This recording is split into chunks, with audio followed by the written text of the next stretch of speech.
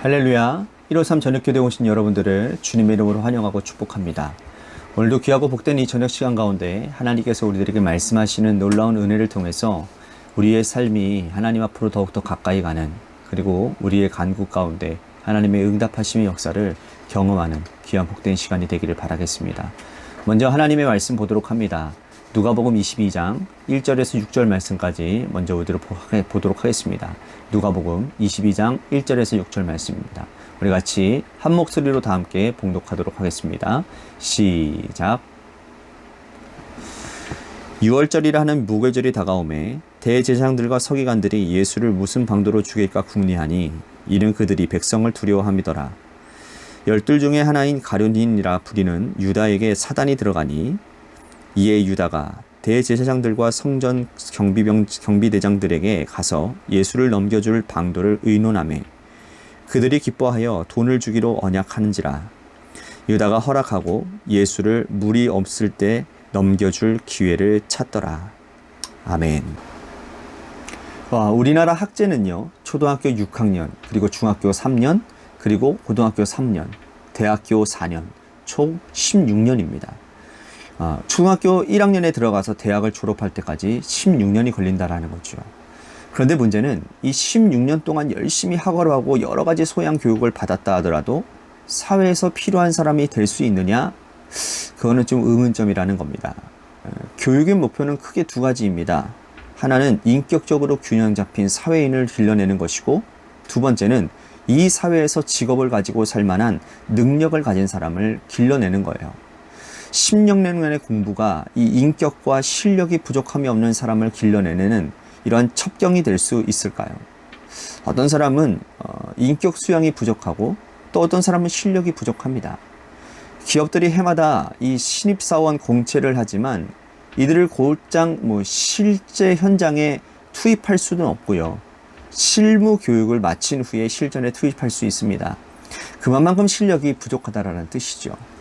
오늘 본문에 나오는 제자들도 마찬가지입니다. 예수님은 제자들을 부르시고 3년 동안 집중 훈련을 시킵니다. 주님이 가는 곳마다 어디든지 그들과 함께 했고 또 훈련했습니다. 이제 예수님께서 십자가에 달려 돌아가실 날이 얼마 남지 않았어요. 3년이 다 지나갑니다.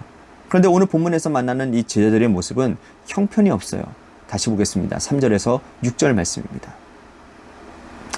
12 중에 하나인 가룟이라 부르는 유다에게 사단이 들어가니 이에 유다가 대제사장들과 성전 경비대장들에게 가서 예수를 넘겨줄 방도를 의논하매 그들이 기뻐하여 돈을 주기로 언약하는지라. 유다가 허락하고 예수를 무리에 넘길 때에 넘겨줄 기회를 찾더라. 3년 동안 예수님을 따라다닌 유다가 은 30의 스승을 파는 장면입니다. 참담해서 무어라 할 말이 없을 장면이지요. 사단이 우리를 시험하는 것은 이상한 일이 아니에요. 항상 그래왔습니다. 사단은 하나님의 백성들을 시험합니다. 하나님이 창조하신 에덴에서부터 그랬어요. 사단은 뱀을 통해서 아담과 하와를 유혹했습니다. 사단은 예수님도 시험했어요. 예수님께서 공생의 사역을 시작하기 전 40일 동안 근심을 하시고 줄인 후에 성령에 이끌려서 광야로 가셨는데 사단이 예수님을 3번이나 시험했습니다. 하나님이 창조하신 에덴 동산에도 사단이 있었고 또 예수님을 시험하는 그런 것들도 있었습니다. 그래서 여러분, 당연한 일이라는 거예요. 시험당하는 것. 문제는 우리 자신인 것입니다. 우리가 사단의 시험을 지나칠 수 있는지, 그렇지 않으면 시험에 넘어지는지, 이것은 우리에게 달린 문제이기 때문인 것입니다. 유다에게 사단이 들어갔다는 것은 사단의 시험에 걸려 넘어졌다는 것이고 사단이 주는 시험에 붙잡혔다는 뜻이에요. 유다는 왜 그랬을까요? 그는 예수님보다 더 가치 있는 것이 있다고 여겼기 때문입니다. 바로 돈입니다. 물질을 예수님보다 우선해 두었던 거예요. 최상의 가치로 여겼던 거죠. 그렇기 때문에 돈을 받고 예수님을 넘겨버릴 수 있었던 겁니다. 이것이 3년 동안 예수님을 따라다닌 유다의 민낯이었다는 거예요. 우리는 모두 유다를 비난하지만 사실 우리도 비난할 자격이 없습니다. 왜 그렇습니까?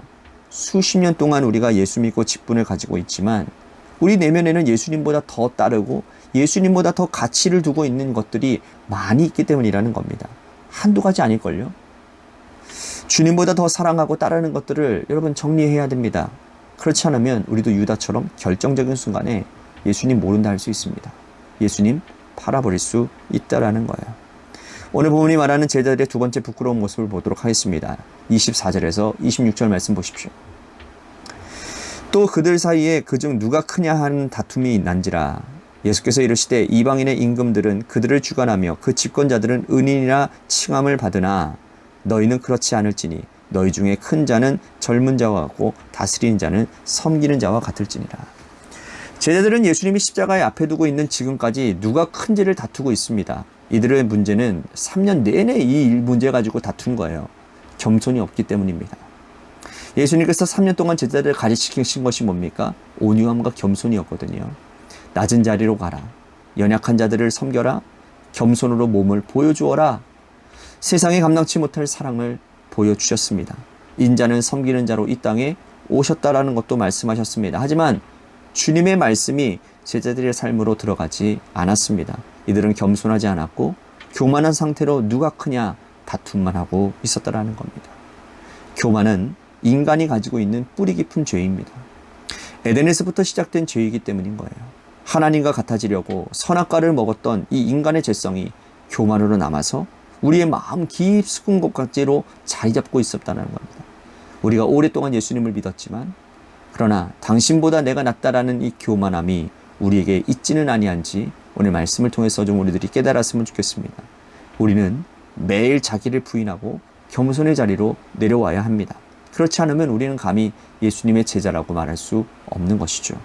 자, 예수님의 제자들이 세 번째로 보인 부끄러운 모습입니다. 39절과 40절 말씀 보십시오. 예수께서 나가사 습관을 따라 감람산으로 가시매 제자들도 따라갔더니 그곳에 이르러 그들에게 이르시되 유혹에 빠지지 않게 기도하라 하시고. 예수님은 제자들에게 기도를 부탁하셨습니다. 예수님은 십자가를 앞두고 일생일대의 가장 절박한 기도를 하나님께 드렸습니다. 그런데 돌아와 보니 제자들이 다 잠들어 있는 거예요. 45절과 46절 말씀 보십시오. 기도 후에 일어나 제자들에게 와서 슬픔으로 인하여 잠든 것을 보시고 이르시되 어찌하여 자느냐 시험에 들지 않게 일어나 기도하라 하시니라. 이렇게 잠들어 기도하지 않으면 여러분 어떻게 사단의 시험으로부터 자신을 지킬 수가 있겠습니까? 어떻게 시시각각으로 찾아오는 교만의 유혹을 걸려 넘어지지 않고 겸손한 자가 될 수 있겠습니까? 예수님의 제자가 될 수 있는 유일하고 확실한 방법은 깨어 기도하는 것입니다. 기도하면서 자기를 부인해야 되는 거예요. 매일 찾아오는 사단의 유혹, 우리의 마음 깊숙이까지 끝까지 솟아 올라와 있는 이 교만의 유혹을 이길 수 있는 힘은 기도밖에 없는 것입니다. 그런데 제자들은 여전히 기도하지 않았어요. 여러분들은 기도하고 있습니까? 오늘 이 자리에 나오신 여러분들에게는 다 기도하는 사람들이라 이 말씀은 별로 해당이 되지 않는 것 같습니다. 여러분 매일매일 우리들이 기도하며 그런데 여러분 기도하는 행위에 초점을 맞추는 것이 아니라 어떤 기도를 해야 되느냐가 중요한 것이겠죠. 여러분들은 매일매일 기도하는 가운데 여러분 자신을 여러분들의 내면을 바라보고 계십니까? 그 내면 가운데서 주님의 내면을 여러분들 닮아가기에 애씀이 있어야 될 줄로 믿습니다. 오늘 예수님과 어느 정도의 거리에 있으십니까? 예수님은 여러분 주님을 가까이 따르는 자들을 제자라고 말씀을 하고 있습니다. 여러분 항상 주님 곁에서 주님의 말씀 듣고 주님이 행하시는 모습을 보고 주님의 숨결까지 느끼는 믿음의 백성들이 되어야 되는 거예요. 이게 진짜 제자인 것입니다. 사단의 시험을 이기기 위해서 항상 기도하고 교만을 겸손으로 바꾸기 위해 기도하며 예수님과 가까이 있기를 힘쓰는 저와 여러분들이 되실 때에 우리는 진짜 주님의 참된 제자로서의 부름을 받고 있고 그렇게 살고 있다는 것을 말씀하고 있다는 것이죠. 오늘 말씀을 생각하면서 우리 같이 이렇게 다짐하며 기도했으면 좋겠습니다. 훈련받은 제대로 된 제자의 모습으로 살겠습니다. 주님을 끝까지 따르겠습니다. 이러한 바람으로 우리 같이 오늘 말씀 생각하며 기도의 자리로 나갔으면 좋겠습니다. 또 한 가지 우리 교회를 위해서 기도합시다. 하나님께 끝까지 충성하는 교회가 되게 하여 주옵시고 하나님의 마음을 시원케 해드리는 교회가 되게 해주시옵소서. 재개발 가운데 놓여져 있는 주님의 교회 가운데 하나님 모든 과정 가운데 하나님의 놀라우신 섭리와 은혜를 체험하는 귀한 복된 시간이 되도록 인도해 주시옵소서라고. 또한 육신의 질병으로 고통당하시는 분들을 위해서 여러분들 기도해 주시고요. 우리 고3 수험생인 한유진 학생을 위해서 기도해 주시고 마지막으로 여러분들의 삶의 자리와 여러분들의 자녀들을 위해서 기도하시다가 이 시간 돌아가시기를 바라겠습니다. 우리 노래 끝날 때까지 함께 하나님 하나님 앞에 합심하여 기도하도록 하겠습니다. 기도하시겠습니다.